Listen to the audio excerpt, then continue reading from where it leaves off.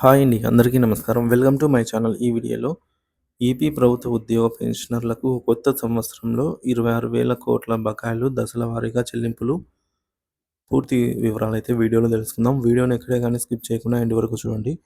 అప్పుడే ఇన్ఫర్మేషన్ పూర్తిగా అర్థమవుతుంది. వీడియో చూస్తున్న ప్రతి ఒక్కరు వీడియోకి లైక్ చేయండి ఫ్రెండ్స్.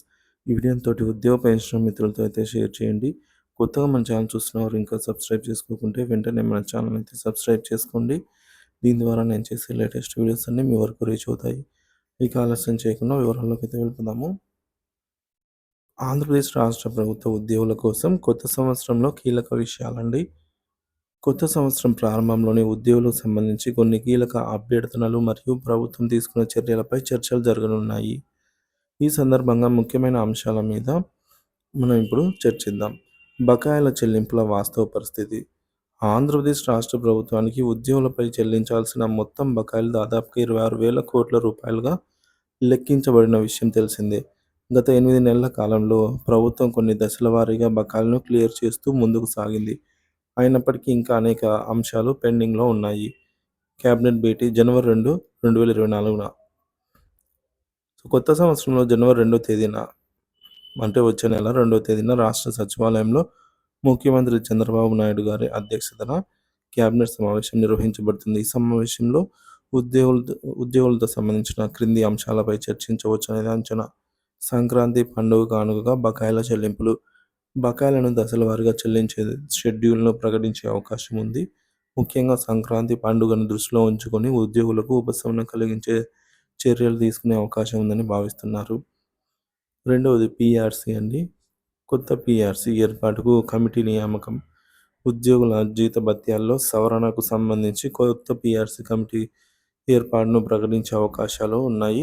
ప్రస్తుతం 30% ఇంటీరియం రిలీఫ్ మధ్యంతర భృతి విధానం కొనసాగుతుందా లేక పెరుగుదల ఏమైనా ఉంటుందా అనేది ఉత్కంఠతగా ఉంది ఉద్యోగుల పెన్షనర్లకు.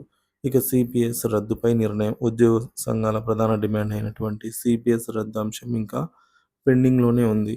దీనిపై ప్రభుత్వం ఎటువంటి స్పష్టమైన నిర్ణయం తీసుకుంటుందా అనే ఆసక్తి అందరిలోనూ ఉంది. బకాయిల క్లియర్ చేయడంపై రోడ్ మ్యాప్.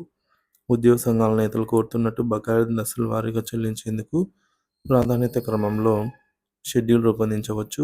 మొత్తం బకాయిలు ఒకేసారి చెల్లించడం సాధ్యం కాకపోయినా స్పష్టమైన కార్యాచరణను ప్రకటించాలని ఉద్యోగులు విజ్ఞప్తి చేస్తున్నారు. ప్రభుత్వ హామీలు నెరవేర్చడంలో ఆలస్యం. ప్రభుత్వం మేనిఫెస్టోలో ఉద్యోగుల కోసం అన్ని ప్రధాన హామీలు ఇచ్చింది. వాటిలో కొత్త పీఆర్సీ అమలు, సిపిఎస్ రద్దు, ఓపీఎస్ పునరుద్ధరణ, పెండింగ్ బకాయిల చెల్లింపులు, ఇక ఇన్సెంటివ్స్ మరియు సంక్షేమ పథకాలు, ఐఆర్ కూడా ప్రకటిస్తామని అయితే మేనిఫెస్టోలో ఉంది. కానీ ఇప్పటివరకు ఈ హామీలపై ఏ ఒక్కటి కూడా పూర్తిగా అమలు కాలేదు. ఉద్యోగులు ఇప్పుడు కేబినెట్ సమావేశం ద్వారా తమ సమస్యలపై ప్రభుత్వం స్పష్టమైన నిర్ణయాలు తీసుకుంటుంది అని ఆశిస్తున్నారు. ఉద్యోగుల డిమాండ్లు. షెడ్యూల్ ప్రకారం చెల్లింపులు. ఉద్యోగుల బకాయిలకు సంబంధించి దశల వారీగా చెల్లింపులు జరుగుతాయని ప్రభుత్వం నుంచి హామీ రావాలి. పీఆర్సీపై వేగవంతమైన చర్యలు. కొత్త పీఆర్సీ అమలుకు గడువు విధించాలి. 30% మధ్యంతర భృతి కొనసాగింపు లేదా పెరుగుదల ఉండాలి. సిపిఎస్ రద్దుపై నిర్ణయం. సిపిఎస్ సమస్యను శాశ్వతంగా పరిష్కరించే దిశగా చర్యలు తీసుకోవాలని ఉద్యోగ సంఘాలు డిమాండ్ చేస్తున్నాయి. మొత్తం మీద ఈ కేబినెట్ సమావేశం ఉద్యోగులకు సంక్రాంతి కానుకగా కొన్ని చెల్లింపులు నిర్ణయాలు అందించే అవకాశం ఉందని ఆశిస్తున్నారు. ప్రభుత్వం తీసుకునే నిర్ణయాలపై ఆందోళనతో పాటుగా ఆశ కూడా పెరుగుతోంది. మొత్తం మీద 2025 కొత్త సంవత్సరంలో అయినా ఉద్యోగులకు సమస్యలు పరిష్కారం అవుతాయి అనేది తేలాల్సి ఉంది. ఉద్యోగులందరికీ ధన్యవాదాలండి. ముందుగానే సంక్రాంతి శుభాకాంక్షలు. మీ అభిప్రాయాన్ని కామెంట్ ద్వారా తెలియజేయండి. Thank you for watching this video.